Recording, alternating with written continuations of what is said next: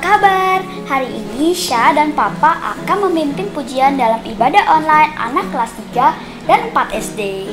Ya, benar. Adik-adik, udah siap kan? Sudah baca firman Tuhan hari ini? Kalau Sanisa udah baca firman Tuhan? Sudah dong, Pak. Firman Tuhannya dari Kisah Para Rasul 15 ayat 40 sampai dengan pasal 16 ayat 40. Teman-teman juga sudah kan? Oke, kalau begitu, yuk kita mulai ibadah pada hari ini. Kita nyanyikan pujian setiap siang di sinar terang. Setiap siang di sinari terang, cara Tuhan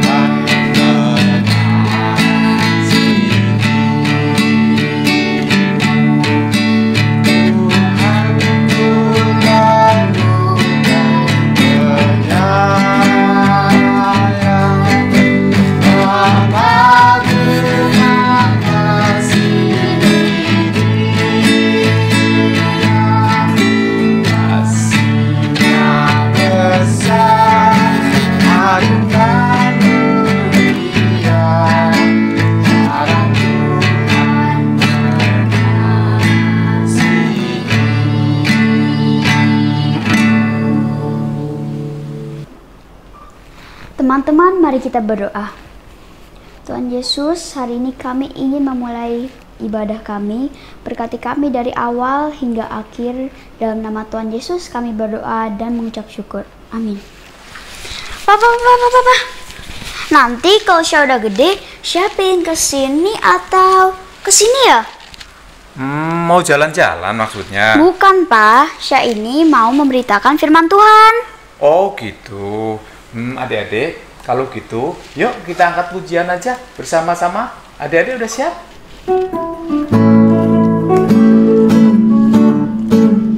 Jika padaku ditanyakan apa akan ku sampaikan pada dunia yang penuh dengan cobaan. Aku bersaksi dengan kata tapi juga dengan karya menyampaikan kasih Allah yang sejati. Tak tersedia bagi kita pengampunan dan anugerah keselamatan dalam Kristus puteranya. Kerajaan Allah penuh kurnia, itu berita bagi isi dunia. Memberitakan firman Tuhan itu tidak harus nunggu gede loh. Anak kelas 3 dan kelas 4 udah bisa loh. Emang iya, Pak? Gimana caranya? Bener kan teman-teman? Gimana caranya? Kita kan masih kecil. Nah, yuk kita lebih baik dengarkan firman Tuhan minggu ini. Yuk kita siapkan hati, sudah dengan menyanyikan, sudah yang terbaik kuberikan.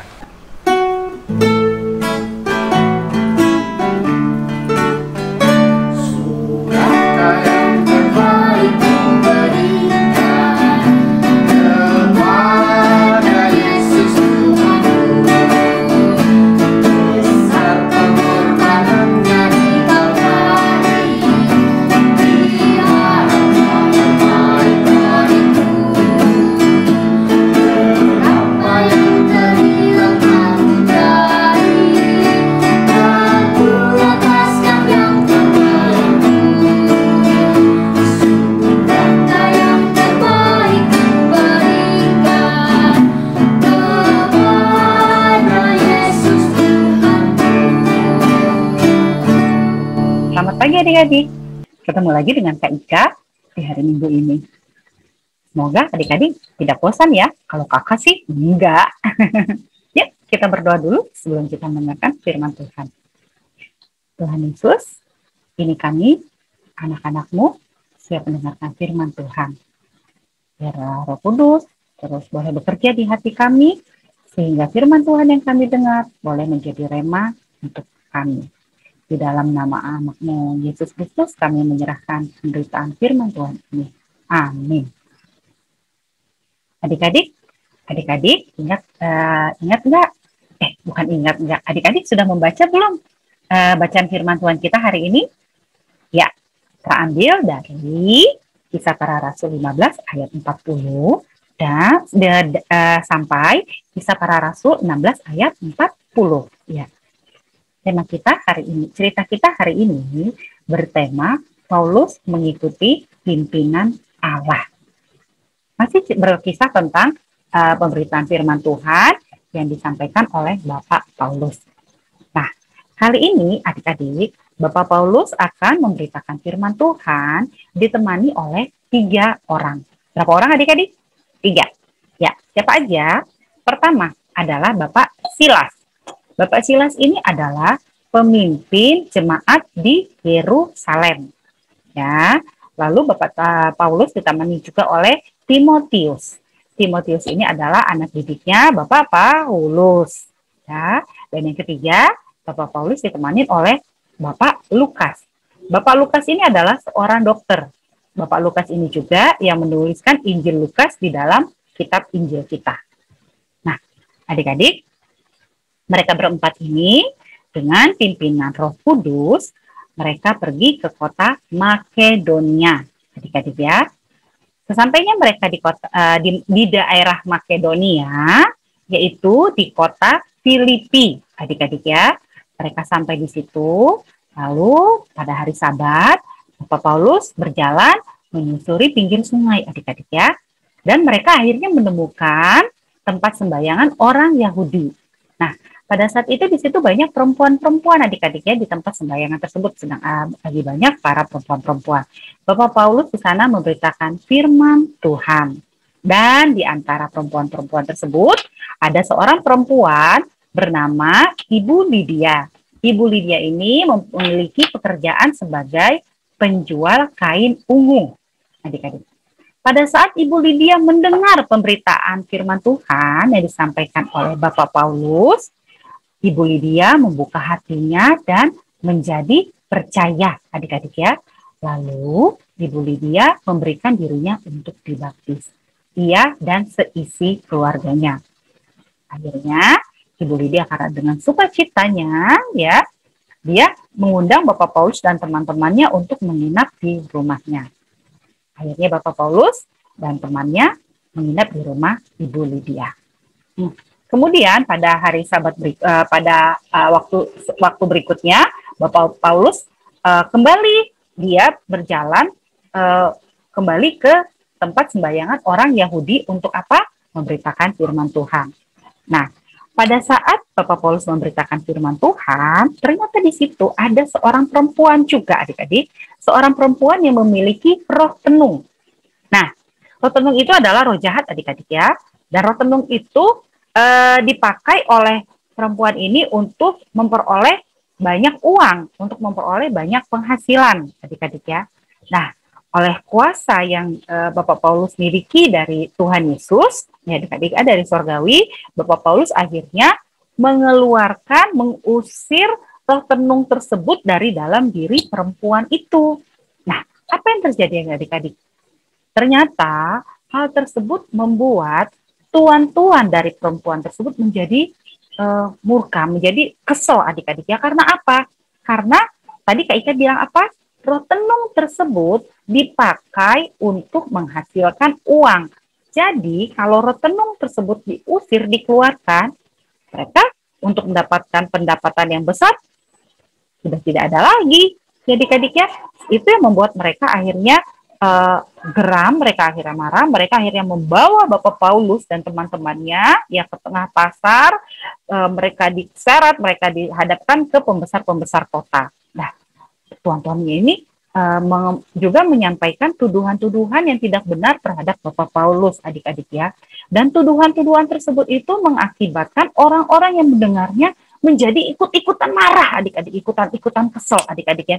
Dan akhirnya mereka mencederai Bapak Paulus, memukulnya, melemparinya dengan batu, adik-adik ya. Sehingga akhirnya Bapak Paulus dimasukkan ke dalam apa?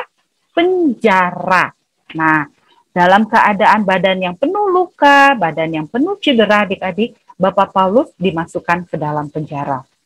Dan di dalam penjara, adik-adik, Bapak Paulus kakinya dan tangannya dibelenggu, kakinya dipasung, adik-adik ya. Kasihan sekali adik-adik ya, sudah badannya luka-luka, sudah penuh cedera, kok malah dipasung adik-adik ya? Menurut adik-adik, Bapak Paulus bagaimana? Menangiskah? Marahkah ke Tuhan? Tidak adik-adik. Bapak Paulus tetap setia dan mentaati firman Tuhan. Dalam keadaan badan yang penuh cedera, badan yang penuh luka, kaki dibelenggu, tangan dibelenggu, dipasung, ya adik-adik ya. Pada malam hari Bapak Paulus malah berdoa, malah menaikkan puji-pujian untuk Tuhan, menyanyikan pujian untuk Tuhan sehingga suara mereka didengar oleh para tahanan. Apa yang terjadi pada malam hari Tuhan, adik-adik? Tiba-tiba ada apa adik-adik? Ada gempa adik-adik ya. Ada gempa adik-adik. Waduh, dan gempanya itu sangat hebat adik-adik. Sehingga membuat pintu-pintu penjara menjadi terbuka. Adik-adik. Gempa tersebut menyebabkan pintu-pintu penjara menjadi terbuka adik-adik. Tidak hanya tersebut. Gempa itu juga membuat belenggu-belenggu yang membelenggu para tahanan juga ikut terlepas, terbuka adik-adik. Dan kepala penjara adik-adik yang pada saat itu sedang tidur langsung tiba-tiba bangun adik-adik karena gempa yang begitu dahsyat itu. Dia bangun, dia langsung lari ke penjara untuk memeriksa para tahanan. Ketika sampai di penjara, dia sangat terkejut adik-adik. Melihat apa? Melihat pintu penjara yang tadinya tertutup sudah terbuka. Waduh, dia langsung berpikir, celakalah saya. Pintu penjara sudah terbuka, berarti para tahanan sudah melarikan diri. Dia mengambil pedangnya adik-adik, dia hendak mencelakakan dirinya. Ketika dia hendak melakukan hal tersebut adik-adik, tiba-tiba terdengar suara nyaring Bapak Paulus yang mengatakan, jangan kau celakakan dirimu. Kami semua masih ada di sini. Kami semua adik-adik, para tahanan masih ada di dalam penjara adik-adik. Bapak kepala penjara langsung masuk ke dalam penjara, dia memeriksa para tahanan di dalam penjara. Dan benar adik-adik, para tahanan termasuk Bapak Paulus dan teman-temannya masih ada di dalam penjara.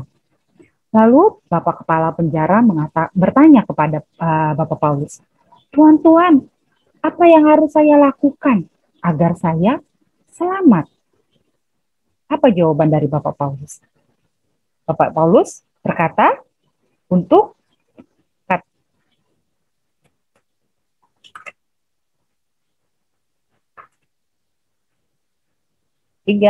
2, 1. Apa jawaban dari Bapak Paulus? Bapak Paulus berkata, percayalah kepada Tuhan Yesus Kristus. Engkau akan selamat. Engkau dan seisi rumahmu, adik-adik. Lalu Bapak kepala penjara memberikan dirinya dibaptis, dia dan seisi rumahnya menjadi percaya kepada Tuhan Yesus Kristus. Nah, pada siang hari adik-adik, para pembesar-pembesar kota tersebut akhirnya mengetahui bahwa Bapak Paulus adalah orang Rom adik-adik. Dan itu membuat para pembesar-pembesar meminta maaf datang kepada Bapak Paulus, meminta maaf karena telah memperlakukan Bapak Paulus dengan tidak baik adik-adik ya. Dan para pembesar-pembesar kota juga akhirnya membawa Bapak Paulus dan teman-temannya keluar dari penjara adik-adik ya. Apa yang kita pelajari dari cerita ini adik-adik? Coba adik-adik ingat. Tadi dari awal Kak Ika cerita, Bapak Paulus dengan pimpinan Roh Kudus pergi ke Makedonia sampai di kota Filipi, dia memberitakan firman Tuhan. Ada yang percaya, lalu dia diterima di keluarga tersebut, yaitu Ibu Lydia adik-adik ya. Lalu kemudian Bapak Paulus memberitakan firman Tuhan kembali. Dia mengusir roh tenung dari diri seorang perempuan. Malah Bapak Paulus dicelakakan oleh orang-orang yang ada di situ. Dan kemudian apa? Malah masuk ke dalam penjara, adik-adik ya. Tapi di dalam keadaan yang sulit tersebut, yang sulit adik-adik ya, karena apa? Karena badannya penuh luka, penuh cedera, adik-adik ada di penjara, tapi Bapak Paulus tetap setia mentaati panggilan Tuhan, setia kepada perintah Tuhan. Bapak Paulus dari mulutnya tidak keluar keluh kesah, adik-adiknya tidak. Malah Bapak Paulus tetap memuji Tuhan, adik-adik ya, berdoa kepada Tuhan. Sehingga Tuhan bekerja melalui gempa bumi yang dahsyat. Adik-adik ya, Bapak Paulus tetap setia mentaati Tuhan, mentaati panggilan Tuhan. Bagaimana dengan kita, anak-anak kelas 3 dan 4? Yuk, kita mau belajar dari sejak kecil kita setia dalam mentaati Tuhan. Kita mau belajar seperti Kakak Hana mau belajar, dia mau belajar mentaati pimpinan Tuhan juga melalui apa? Setia dalam doa, bersungguh-sungguh dalam doa. Walaupun doa adik-adik sudah sering melakukannya, tapi adik-adik jangan berdoa karena rutinitas. Ya adik-adik ya, tapi biarlah kita berdoa, kita mulai hari ini belajar, kita berdoa dengan sungguh-sungguh, karena kita mengucap syukur, kita sudah merasakan kasih Tuhan yang begitu besar dalam kehidupan kita. Ya adik-adik ya, kita mau belajar dari sejak kita masih kecil, kita mau mentaati pimpinan Allah. Ya, kita mau setia membaca firman Tuhan juga. Kita mau setia mendukung pelayanan firman Tuhan, orang-orang yang melakukan pekerjaan pelayanan firman Tuhan, adik-adik. Seperti apa? Nah, di gereja kita ada rumah pintar, adik-adik.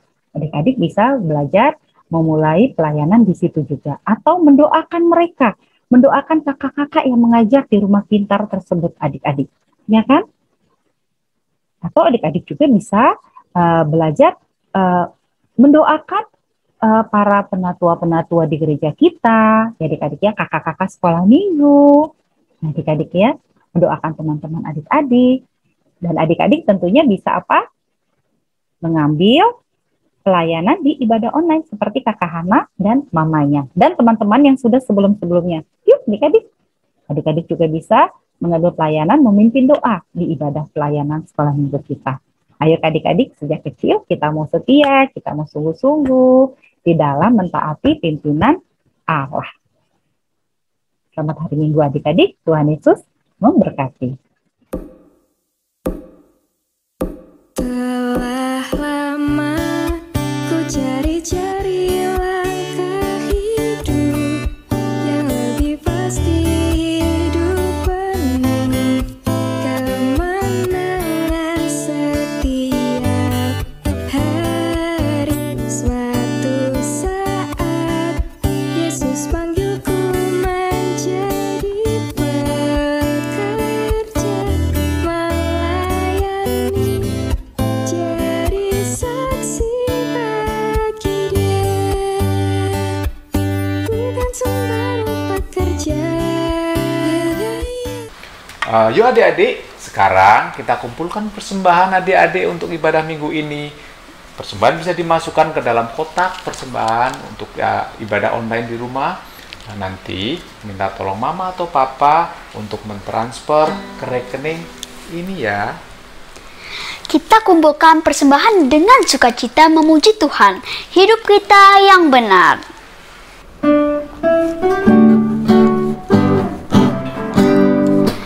Hidup kita yang benar haruslah mengucap syukur, dalam Kristus bergemar, janganlah terkebur, dalam susah pun senang, dalam segala hal aku bermazmur dan ucap syukur, itu kehendaknya. Teman-teman, mari kita berdoa. Tuhan Yesus, sekarang kami sudah mengumpulkan persembahan kami. Kiranya persembahan ini bisa menjadi berkat untuk pelayanan-pelayanan kami ke depannya. Dalam nama Tuhan Yesus kami berdoa dan mengucap syukur. Amin. Teman-teman, hari ini kita belajar menanggapi pimpinan Roh Kudus. Paulus dan rekan-rekan kerjanya dengan setia memberitakan Injil kepada beragam orang di berbagai tempat. Benar adik-adik, bahwa setiap anak Allah telah dipanggil untuk membantu menyebarkan dan memberitakan Injil. Yuk adik-adik, kita mau meminta Allah untuk membuat kita percaya pada Dia dan taat pada Tuhan Yesus. Sebelum kita tutup ibadah kita angkat pujian "Sudahkah yang terbaik kuberikan?"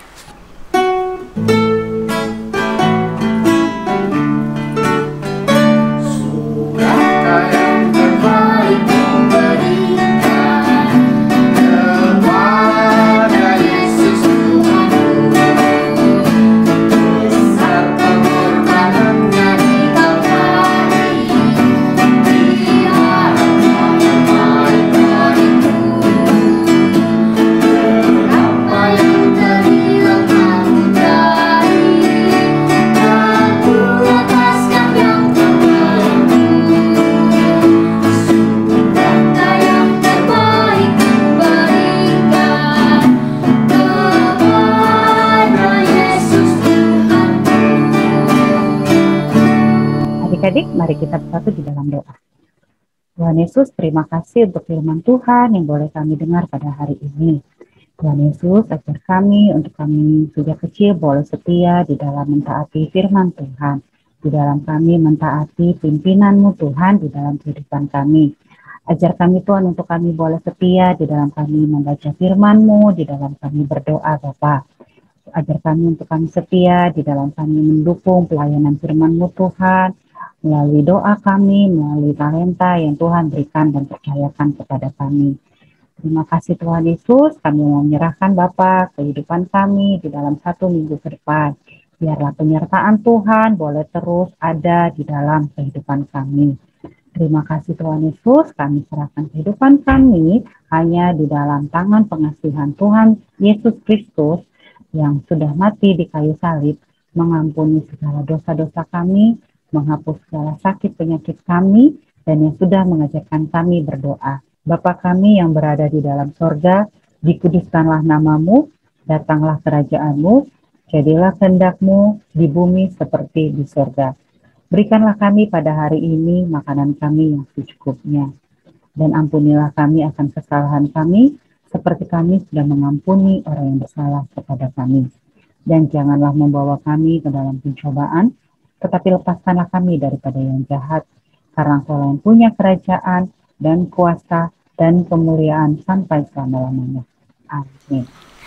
Teman-teman, ibadah kita sudah selesai. Sampai jumpa minggu depan. Tuhan Yesus memberkati. Dah.